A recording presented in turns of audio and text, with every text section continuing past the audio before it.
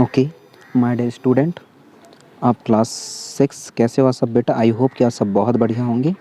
तो चलिए डिस्कशन करते हैं और समझते हैं कि जो ऑक्सीजन लेवल इतने सारे ऑर्गेनिज्म ड्यूरिंग द ब्रीथिंग इतने सारे ऑक्सीजन को इनहेल कर लेते हैं, तो उस ऑक्सीजन लेवल को मेंटेन कौन करता है, रिप्लेस कौन करता है, रिप्लेस्ड कौन करता है एटमॉस्फेयर पे? इसी चीज़ को समझते हैं। In chapter number 7 we read about photosynthesis. हमने चैप्टर नंबर 7 पर फोटोसिंथेसिस की फिनोमेना को समझा था। In this process plant make their own food, जिसमें इस प्रोसेस में जो प्लांट है वह अपने खुद का खाना बनाते हैं, and oxygen it's produce along with it, और साथ में क्या करते हैं, ऑक्सीजन को प्रोड्यूस करते हैं।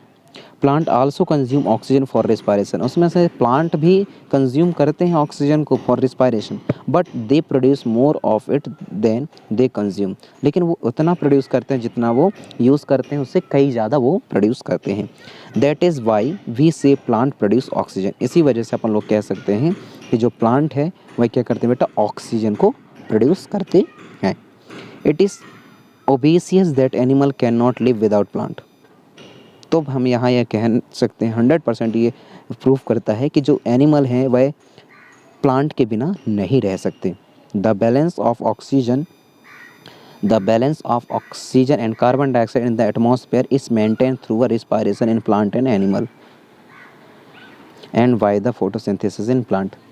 तो जो कार्बन डाइऑक्साइड है और ऑक्सीजन है उसके लेवल को मेंटेन करने के लिए एटमॉस्फेयर पे प्लांटों का और दूसरा एनिमल का ब्रीथिंग सिस्टम कंप्लीट होना बहुत इम्पोर्टेंट है, और प्लांटों का फोटोसिंथेसिस होना बहुत ज़रूरी है। This show the interdependent of plant and animal, और यही चीज़ interdependent of plant and animal के बीच में शो करता है। We can now appreciate how important air is for life on the earth. अब हम लोगों को ये समझ सकते हैं कि जो एयर है अर्थ में कितना इम्पोर्टेंट रोल प्ले करता है ताकि हमारी ज़िंदगी या जीवन यहाँ अच्छे से चल सके। Are there any other uses of air, क्या इसके अलावा कोई और यूजेस हैं एयर के? Have you heard about the windmill, क्या आपने कभी विंड मिल के बारे में सुना है? नहीं सुना तो पहले फिगर देखिए 15.12 को। जे है बेटा विंड मिल। विंड मिल जो है, most of the windmill is are located in the coastal state.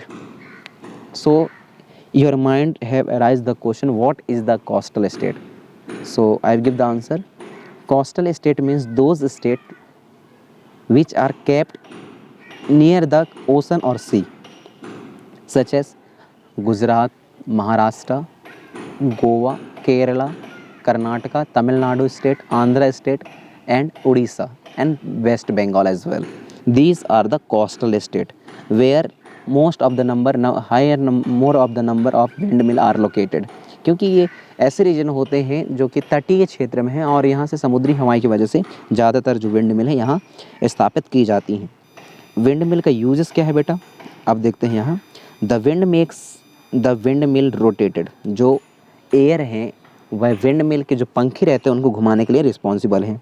The windmill is use to draw water from tubewell and to run flour mills. क्या बोला गया है कि जो wind mill है उसका यूज़ किया किस लिए किया जाता है बेटा?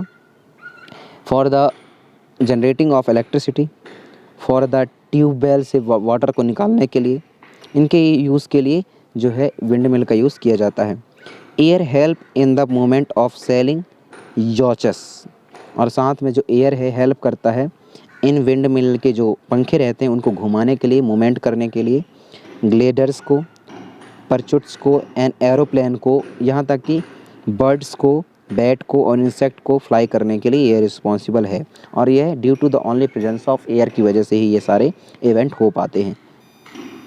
Air also help in the dispersal of seed and fallen of the flowering of the several plant, और साथ में जो एयर है उसके लिए भी रिस्पॉन्सिबल है बेटा, और उसमें भी हेल्प करता है कि इसमें डिस्पर्जल में और सीड डिस्पर्जल में हेल्प करता है, और दूसरा पॉलन ग्रान को मूव करने में फ्लावरिंग प्लांट में भी हेल्प करता है, जो कि सेक्सुअल रिप्रोडक्शन के तहत अपन लोग पहले ही सेक्सुअल फ्लावरिंग प्लांट के बारे में पढ़ा है, और सेक्सुअल रिप्रोडक्शन में अपन लोगों ने पॉलन ग्रैंड को पढ़ा है, पॉलिनेशन को पढ़ा है। तो वो थ्रू द एयर ही, वह भी क्या करता है, एयर भी रिस्पॉन्सिबल है for the transforming of pollen grain from the male flower to female flower, and it's also play important role in the water cycle.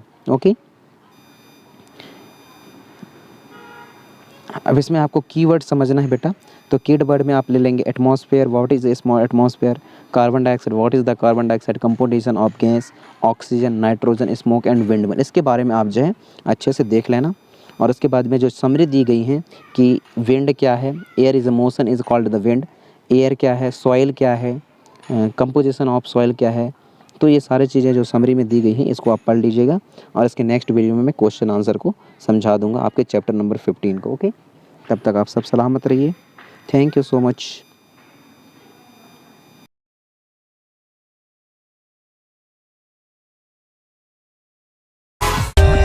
For more updates, subscribe to our channel, click the show links and enjoy watching the videos.